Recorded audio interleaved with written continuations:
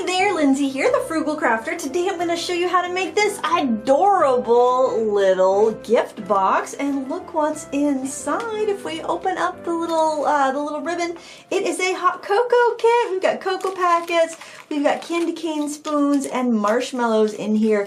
But if sweets aren't your thing, or maybe you're doing this for another holiday other than Christmas, you could do it in different colors. You could put stationery in here, baked goods, really any sort of gift that you want. It's really cute. It's a fairly sturdy box, and we're going to make it out of cardstock today. We're going to color our adorable house mouse image with the brand new pastel set of Ohuhu markers. I have them right here. This video is sponsored by Ohuhu, and you can see there's a gorgeous selection of colors here, and we're going to have a lot of fun making this. So I hope you find this project useful, either as a cocoa gift set or for something else. And without further ado, let's get on to the tutorial. I decided to use one of my favorite house mouse stamps that I've had in my collection for a long time for this project. I'm inking it up with Memento Tuxedo Black ink. Anytime I'm going to use alcohol markers, I like to use Memento ink because I know it's not going to smudge with my alcohol ink. And since this is a really detailed stamp, I will actually put my paper against the stamp and rub over the back to make sure I get a really good impression, which I have right here. The fine details can be difficult to stamp otherwise. After it was dry, I'm going in with my pens, and I'm starting off with a little bit of a pink in the mouse's cheek, then I'm blending it out with kind of a peachy pink, and then finally I'm using a very pale apricot color to blend that out further. And that gives you a nice soft blush look. I also did that same blending in the ears, and then I just used the palest apricot color for all of the hands, feet, and tail. And of course you can alter that, change it up a little bit if you want to. I like to put my darkest color in first, and in this case it was the pink, and then pull out that color or blend it out with my lighter tones. It's very easy to blend to light when you have really juicy brush tip markers.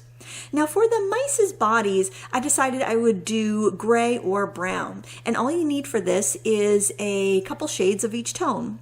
Now for this one, I'm going in with my darker brown, and I'm adding some shadow under the neck. I'm adding some shadow around the edges of the tummy. That's going to make his tummy look nice and round and plump.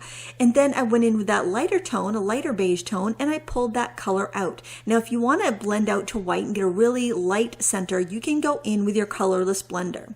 That's a wonderful thing about really pale markers, is that you can blend to white, and we're going to see that technique on the marshmallows in a second. I did the same exact thing with the gray. Now if you're having difficulty blending, another technique is to color everything in with your lightest tone, then go in with the darkest, and then blending with the dark and the lighter tone meet using the lighter marker. So some cardstocks don't blend as well as others, and if you find that to be the case, then just color everything light first and then go in with your darker color. That usually does the trick anytime I've got some problematic paper. So now I'm trying to choose colors here for the marshmallows, and we're going to do that blend out to white technique again.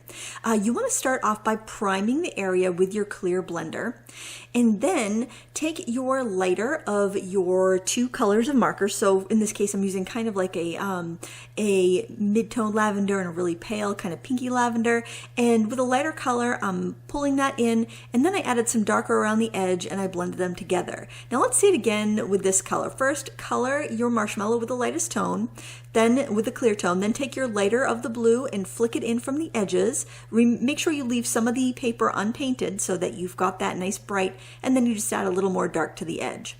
And this blending into white technique looks so nice, and it's great to practice on different characters, different objects. It's a lot of fun. Now for the tin, I wanted it to contrast, so I chose the darkest color in this Ohuhu pastel pack, and that would be this lavender mist color. And I'm going in and carefully coloring the tin, making sure to go around the lettering so I can paint that in with a contrasting color. I say paint it in because when I'm using the brush tip, it feels more like painting than it does coloring, but you know what I mean.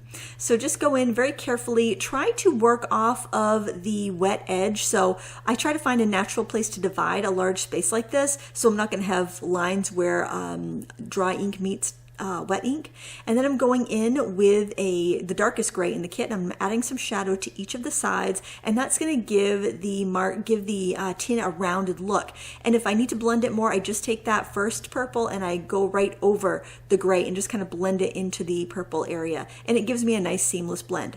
By the way, the cardstock I'm using is Nita Classic Crest 80-pound, super smooth in the color Solar White. I find that works really well for my marker work. And for the lid, see this technique, this flicking technique, it gives me a darker color at the edge, and it lets me lessen up on the ink and bring it lighter on the inside. So you can do the dark at the edge and then flick in some lighter gray over where it goes lighter, and then just leave a little bit of white in the center.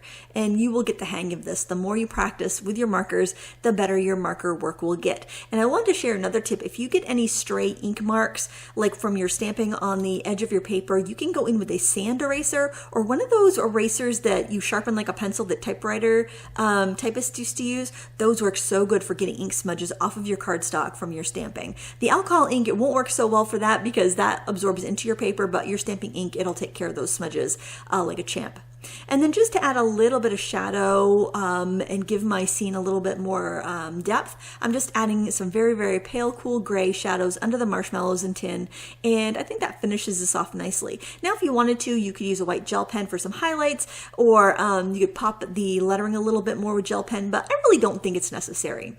Now we're going to go ahead and make our cardstock box. Now you can alter this to whatever size you want.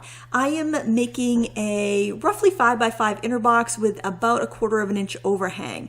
And so I took about a 5.5 by 5.5 piece of paper, scored it at 5 1/4 inches, then scored it 2 inches from that line.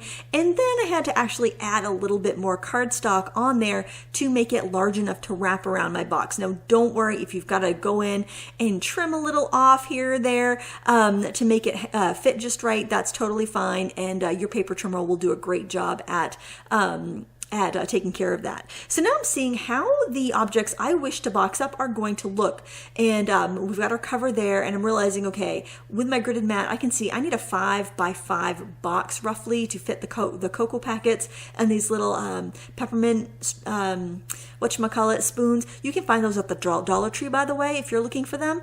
You get like a pack, I think, of 6 or 8 for $1. Then I took a piece of cardstock that was 9x9, and I scored 2 inches from each side. And what that's going to do is give me a 5x5 box. And then I just cut slits on each end of the box so I can make little tabs and fold it up the edges. So that way, when I fold my box up, I can glue the tabs to the inside of the box to make it nice and sturdy, as you can see here on the screen. I know it's probably more complicated to explain than it is just to watch the video and see how it's done. But it gives you a nice box, and you can alter this to whatever size you need. I think this would be such a great way to give a set of note cards and envelopes, or any other baked sweet that you might want to make. So really figure out what you're making, then measure out how much space you need, then make your box. You can literally make this to any size because you can glue different pieces of cardstock together if you need to make a larger one. I would offer the tip though, if you want to make a really large box, I would probably use like a cereal box or something like that as your base for the fold over portion, and cover that with pattern paper or cardstock to make it a little more sturdy. I think if you're going larger than like 6x6 with a box like this, it might be a little flimsy, even with the covering, like adding extra layers like we're going to do here.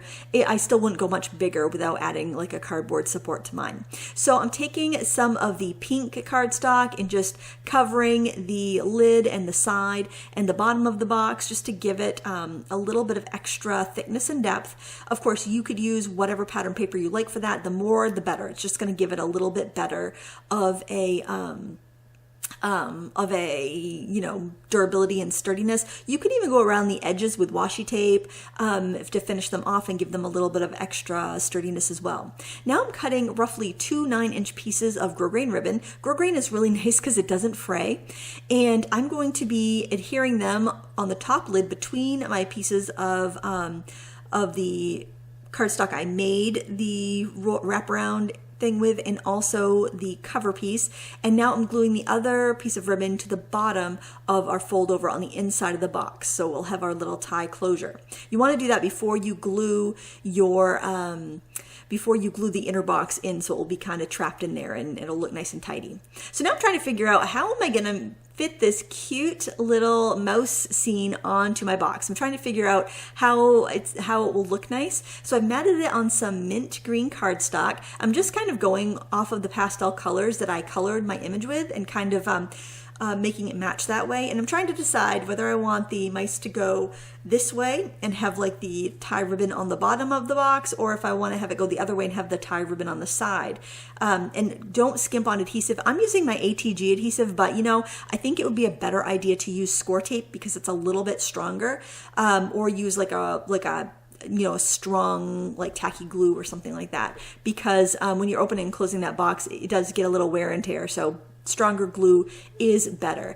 So that would be the only thing I'd change about this project. If I was to do it again, I would go with the score tape. Now you really want to press that adhesive down to make sure it adheres well to both the bottom of the box and the spine of the box. So you can see there, I need to fold that and really press that in well.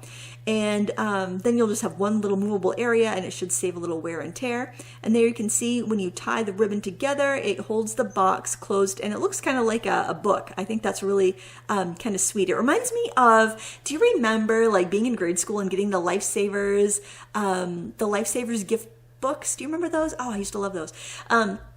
So now I have die cut this little snowflake. It's like one of those little die cut embossed folders. I've had it for ages, but you can use whatever you have. And then I just sanded it a little bit because I used a white core cardstock with that, and it just looks pretty when you kind of sand off some of the detail.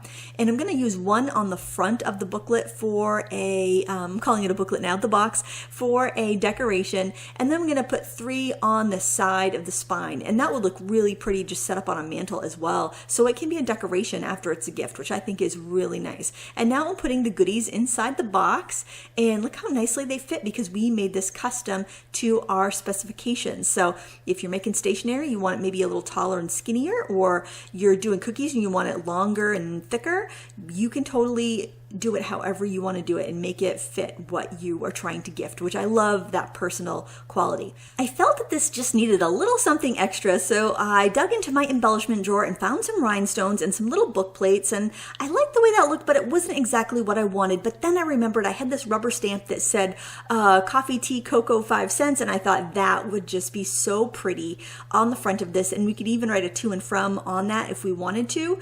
And I just stamped that in turquoise ink on that leftover mint cardstock and adhered that down, and I think that is just the perfect embellishment. I did add a few rhinestones to it and some little enamel dots because I really just like a little bit of decoration. I think it catches a light. I think doing your metallics and your glittery things on Christmas projects are so fun, and I really like the way this turned out.